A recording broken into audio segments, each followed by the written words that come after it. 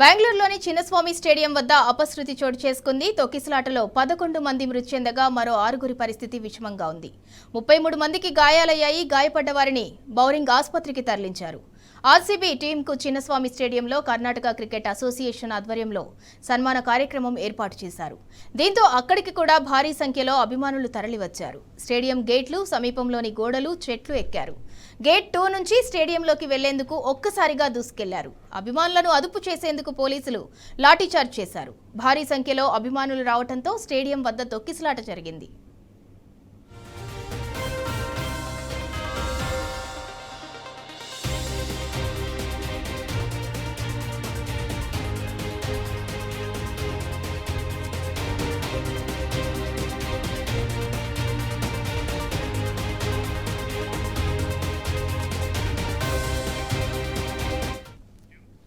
మరోవైపు కర్ణాటక సీఎం సిద్ధరామయ్య క్షతగాత్రులు చికిత్స పొందుతున్న బౌరింగ్ ఆసుపత్రికి వెళ్లారు. అక్కడ చికిత్స పొందుతున్న బాధితులను పరామర్శించారు.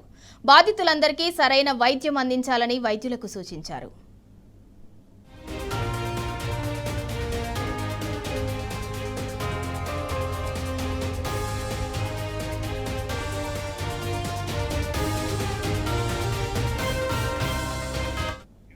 బెంగళూరులోని చిన్నస్వామి స్టేడియంలో చోటు చేసుకున్న తొక్కిసలాటపై కర్ణాటక ప్రభుత్వం స్పందించింది. తొక్కిసలాట ఘటన దురదృష్టకరమని వ్యాఖ్యానించింది. తొక్కిసలాటలో మృతి చెందిన వారి కుటుంబాలకు ఆ రాష్ట్ర డిప్యూటీ సీఎం డీకే శివకుమార్ క్షమాపణలు చెప్పారు. ఆర్సీబీ అభిమానులు భారీగా తరలిరావడంతో అదుపు చేయలేకపోయామని, వైఫల్యం తమదేనన్నారు శివకుమార్. 18 ఏళ్ల నిరీక్షణకు తెరదించుతూ రాయల్ ఛాలెంజర్స్ బెంగళూరు ఐపీఎల్లో తొలి టైటిల్ సాధించింది. ఎన్నో పరాభవాల తర్వాత ఆర్సీబీ కల నెరవేరటంతో దేశవ్యాప్తంగా బెంగళూరు టీం అభిమానులు పెద్ద ఎత్తున సంబరాలు చేసుకుంటున్నారు. ఆర్సీబీ టీం ట్రోఫీతో తొలిసారి బెంగళూరుకు రాగా ఫ్యాన్స్ ఘన స్వాగతం పలికారు.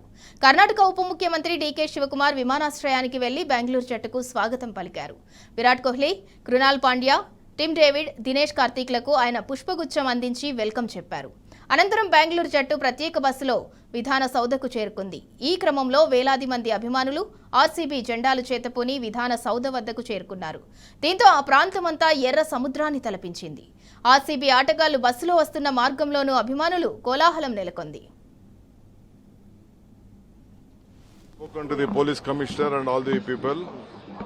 I'm also going little late to the hospital because now lot of trouble is there. I don't want to disturb the doctors who are trying to take care of the patients, and only the exact number is not been still this one. So we are at it. We appeal to all of them to still to be calm. How many people died? That is why we cut off a lot of programs were there. We didn't want to continue with the program. Only within 10 minutes with one round we just closed it.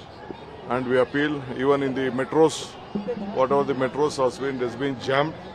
We are not able to start. We are taking a little bit time to see that everything comes to the normal position. Of course, there is some issues. I will come back to you after I visit the hospital. Sir, any numbers on the death toll? Any numbers on the death toll? No, I can't. Only 5,000 police personnel were deployed, sir. You said the crowd that came in was running into thousands, sir. Was this enough? It was not thousands, it was lakhs. Yeah.